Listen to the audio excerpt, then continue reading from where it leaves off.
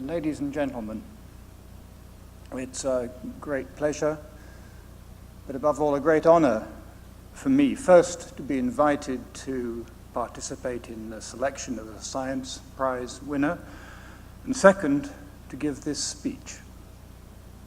I was very impressed by the decision of the management of the Hoam Prize to invite foreign experts to give their opinions on the many candidates. I like to think that this adds to the validity and prestige of the prizes.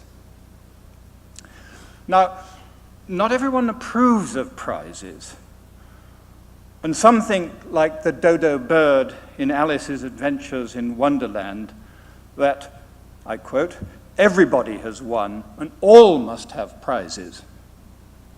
But I think prizes are good things, and not everybody can have one.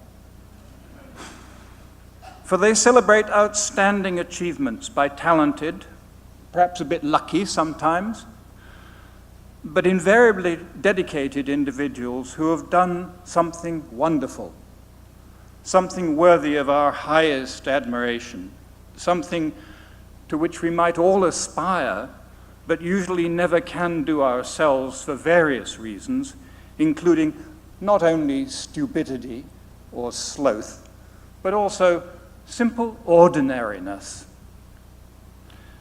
Thus, I was delighted by our decision to award this year's Hoam Prize in Science to the mathematician He Oh. For the second year in a row, the winner is a woman, and for the second year in a row, a woman in what's often thought of as a man's world. But how, you may ask, can we mere mortals tell if a mathematician is any good? I myself once failed a maths exam.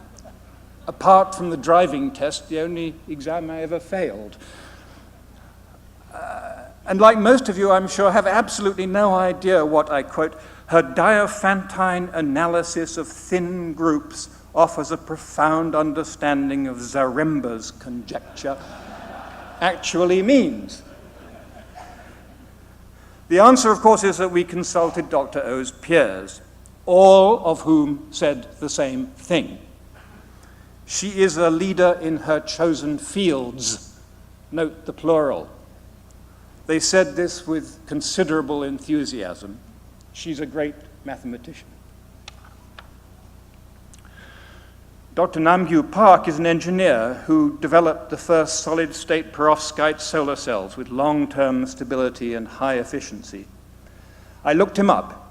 He has more than twice the number of citations and his nearest peer in this particular field of energy conversion, indicating that he is indeed the world leader.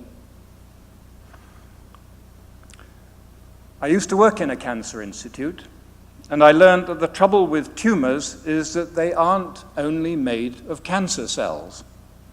And one of the things which tumors are rather good at is getting normal blood vessels to come and help them grow.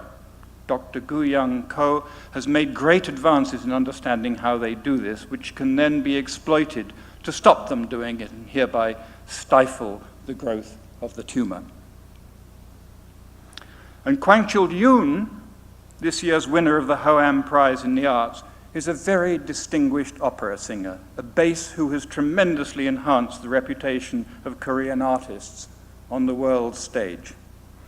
I was delighted to find and to download him as the giant Fasold in Das Rheingold in a recording from the Bayreuth Festival. Fasold, you may recall, is very taken with Freya, the goddess of eternal youth. But he's killed by his jealous brother Fafnir, thus becoming the very first victim of the ring, the curse of the ring. Mr. Yoon is in high demand at opera houses all over the world for his beautiful voice and compelling performances. Finally, Sister Carla Kang was born in the north of Italy, not far from the border with France.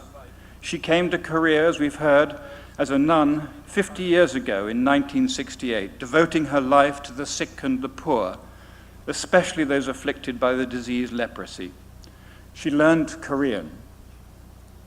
She went to Spain to learn about the disease, and she has spent her life caring for others. Hers is an inspiring story of sacrifice and devotion. It seems to me this is a wonderfully diverse group of extraordinary people who have in common their exceptional, outstanding work in their chosen fields of endeavor. We salute them and we celebrate them for showing us where the very outer limits of the variety of human achievement lie.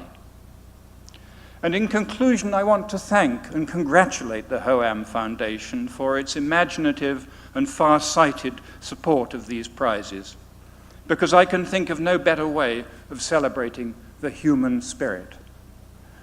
People ask, what is the point of prizes? In my view, they're not so much rewards to the lucky winners as a license for us ordinary bystanders, to joyfully celebrate their marvelous achievements. Long may the HOAM Prize continue.